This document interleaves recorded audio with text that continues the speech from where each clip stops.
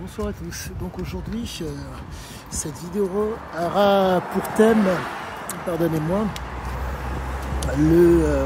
la raison pour laquelle Sizyaziké était autant en confiance par rapport à lui-même et par rapport à ce qui lui faisait face. Nous sommes face à un homme qui, tout au long de sa vie, a fait ce qu'on appelle un conditionnement ainsi qu'un renforcement négatif. Et ce conditionnement et ce renforcement négatif font qu'il s'est retrouvé à pouvoir relativiser nombre de choses qui lui faisaient face. Vous n'êtes pas face à un homme qui, comment vous dire, est dans la crainte, mais vous êtes face à un homme qui ne réagit que par rapport à la situation qui lui fait face. C'est un situationniste. Et la raison pour laquelle il était, si je puis dire, autant capable comment vous dire, la raison pour laquelle la confiance était aussi omniprésente, c'est que vous vous retrouvez donc avec un homme qui, de par le conditionnement du père, je répète les propos malencontreux, on ne devient un homme que lorsqu'on a enculé un curé et un flic. Lui, par rapport à ses frères et sœurs, a été réceptif à ces mots.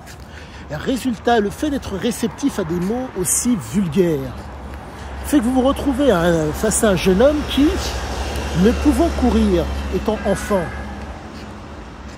il a subi, donc il a été conditionné par ces mots, il les a imprégnés. Et donc, pour reprendre une phrase qu'il y a dans le texte oraux,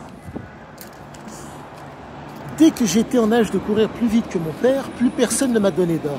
Ça veut dire ce que ça veut dire. Ça veut dire que lorsque il a été en mesure de courir et donc de ne plus subir le conditionnement du père, il a pu s'enfuir. Ce qui veut dire que le curé et le flic, il n'en avait rien à faire. Ce qui veut dire que vous vous retrouvez donc face à un profil où le père, qui faisait donc office d'autorité, ne pouvait plus asseoir une autorité sur lui car il était en mesure de partir. Pour résumer la chose et pour que le propos soit d'autant plus visuel par rapport à ce que je vous dis.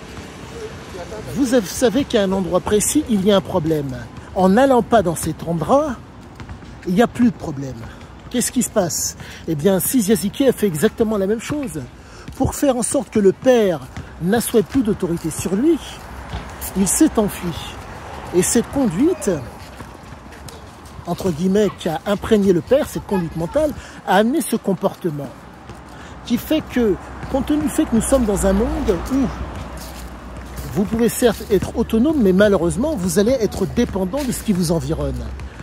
Le père a voulu, entre guillemets, asseoir une autorité, faire en sorte que Sizyaziké soit dépendant de son autorité. Mais la problématique est la suivante. Le fait de dire à son fils, on ne devient un homme que lorsqu'on a enculé un curé et un flic, fait que les gènes ont été extrêmement réactives. La réactivité des gènes a été telle que, de par les gènes ottomanes, guerrières, entre autres, vous vous retrouvez avec un gamin qui est offensif. Et de par les gènes voyageuses de la mer, vous vous retrouvez avec un jeune homme qui est capable de prendre la tangente, de s'en aller.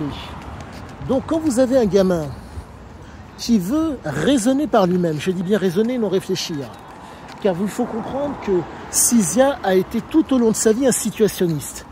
La problématique du situationniste, d'un situationniste tel que Ziké, c'est que nous sommes au niveau de la noradrénaline. Pour que le propos soit d'autant plus visible et d'autant mieux compris, il faut comprendre qu'à l'époque, Sizyaziké est né en 1949, on voyait des gens souffrir, on voyait des gens comment dire, on relativisait énormément parce qu'on faisait face aux choses. Pour résumer la chose, pour se rendre d'un point à un autre, il fallait, si je puis dire, reconnaître l'endroit et baliser l'endroit. D'où l'expression, il faut arpenter, tracer et connaître le chemin. Et donc nous sommes face à des gens qui, pour pouvoir cheminer d'un point à un autre, arpentaient et connaissaient le chemin, et parfois traçaient le chemin. Donc quand vous êtes un légionnaire, vous arpentez, vous connaissez, voire vous tracez le chemin. Et la raison parmi tant d'autres qui fait que le père de Sizya, bref, la raison pour laquelle Sizya a repris le nom de son père, c'est qu'il était donc le père, malgré les propos qui sont pour moi orduriers, a montré une voie qui est sans commune mesure. Il a expliqué à son fils que j'ai été en mesure de t'encadrer et de montrer la voie tout au long de ta vie. En tout cas, tout au long de ton enfance. Et Sizia, si je puis dire, avait besoin d'un alter ego. Car il faut comprendre que la stimulation qu'a subie Sizia était telle que Sizia ne pouvait déroger, entre guillemets, à son, comment dire, à ses impulsions, à sa compulsion. Pour vous la faire courte, vous avez des gens, lorsqu'ils sont, quand on dit, addicts, ils ne peuvent réfréner leur addiction, ils ne peuvent réfréner leur envie. Sizia a fait partie de ce genre de personnes. Il n'était pas en mesure de réfréner ses envies. Il ne thésaurisait pas. L'argent n'a d'utilité que dans l'utilisation. Et en plus, le type n'était pas, entre guillemets, dans, comment dire, n'appréciait pas la médiocrité. Pour lui, c'était le grandiose ou rien. En un mot, ça donne toute la mesure. Ce qui fait que quand vous êtes face à un père albanais qui vous explique que tricher, je pense que c'est le cas, compte tenu du fait, comment dire, ne pas avoir à subir l'adversité. Parce qu'il faut comprendre cette chose, un guerrier ne subit pas l'adversité.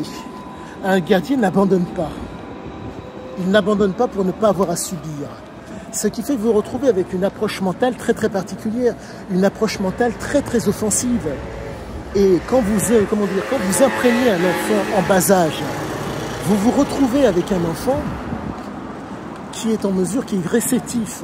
Il faut comprendre que les circuits neurocérébraux, les circuits physiologiques de Sizia sont des circuits qui sont, pardonnez-moi, qui sont neufs. Alors non, pour faire simple, si vous êtes adulte, le cerveau contrôle, vous êtes en mesure d'avoir du recul, vous êtes en mesure de par le fait que vous avez un vécu, de savoir ce qu'il en est ou pas.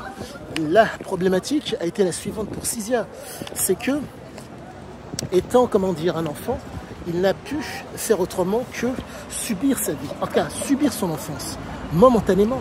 Il faut vous rendre compte que nous sommes, pardonnez-moi, j'ai ma sandale qui s'est enlevée, nous sommes face à un jeune homme qui est extrêmement réactif. Nous sommes face à un jeune homme qui a des gènes guerrières. Ces gènes guerrières se sont exprimés, je me répète, par rapport à la situation qu'il y avait au Maroc aux alentours de l'année 55-56 lors de l'indépendance. Sizia a vu son père, arme à la main, tiré par la fenêtre, la mère qui recharge. Donc vous avez cette cellule familiale latine, proche, qui démontre nous sommes prêts à nous défendre, nous sommes prêts à ne pas subir. Et en plus, cerise sur le gâteau, au Maroc, le père légionnaire albanais, donc français par le sang versé, a planté le drapeau français à la porte-fenêtre. Donc nous sommes réellement face à un conditionnement et un renforcement négatif. Et pour moi, tout a l'air de se tenir et tout se tient pour expliquer la raison de sa confiance.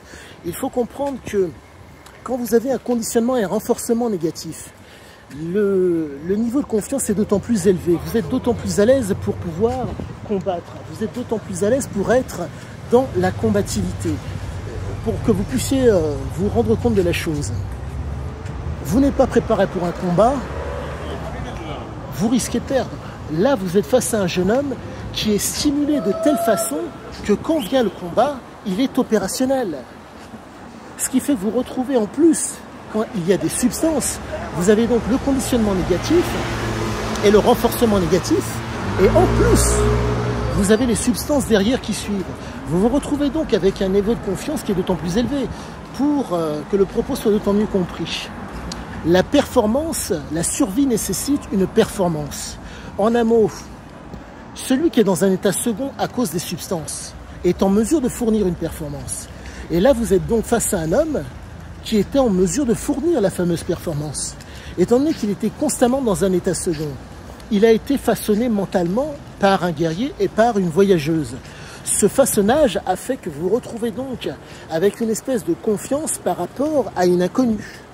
Vous allez cheminer d'un point à un autre. Vous connaissez l'endroit. Il n'y a pas de crainte, il n'y a pas de doute.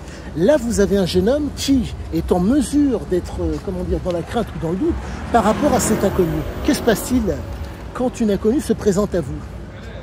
Eh bien, dans le cas de Sizia Zeke, il y a nettement moins de crainte.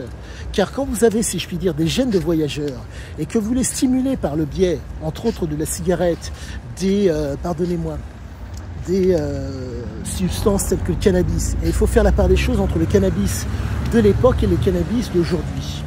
Et quand vous êtes addict et que vous entretenez ces fameuses prédispositions, vous vous retrouvez donc avec un niveau de confiance qui est très très élevé. Il faut comprendre que certaines personnes sous substance sont dans l'incapacité de pouvoir s'en passer. Et là, vous vous retrouvez avec un homme qui est dans l'incapacité de pouvoir se passer des fameuses substances. Donc vous vous retrouvez donc avec un jeune homme qui est en mesure, si je puis dire, de cheminer d'un point à un autre sans pour autant être, comment vous dire, sans pour autant être gêné par cela. Je reprendrai une phrase qu'il a dite à Thierry Poncet. La souffrance ne peut être empêchée. Par contre, on peut trouver des moyens pour la supporter. Ça veut dire que là, vous êtes face à un type qui a fait l'apprentissage de par son vécu, de pouvoir supporter la souffrance. Je vous parle d'un type qui part d'absolument rien du tout, mais vraiment de rien pour faire fortune. Vous n'êtes pas face à un homme qui vous dit je pense que tu devrais. Nous sommes face à un homme qui part d'absolument rien et qui fait fortune. Mais il faut comprendre cette chose. Sa capacité à faire fortune, elle est due à quoi? Elle est due au conditionnement et au renforcement négatif. Le conditionnement et le renforcement négatif faisaient toute la différence à chaque fois. Pour résumer la chose, pour que le propos soit d'autant plus visible. Vous connaissez les vertus du mal. Vous pratiquez les vertus du mal. Mais vous êtes d'autant plus à l'aise quand la fameuse souffrance vient à vous. Voilà ce qu'il en est aujourd'hui de ma compréhension de la raison pour laquelle il était autant en confiance par rapport aux inconnus. Quoi qu'il en soit, je vous dis à tous très bonne soirée et à la prochaine.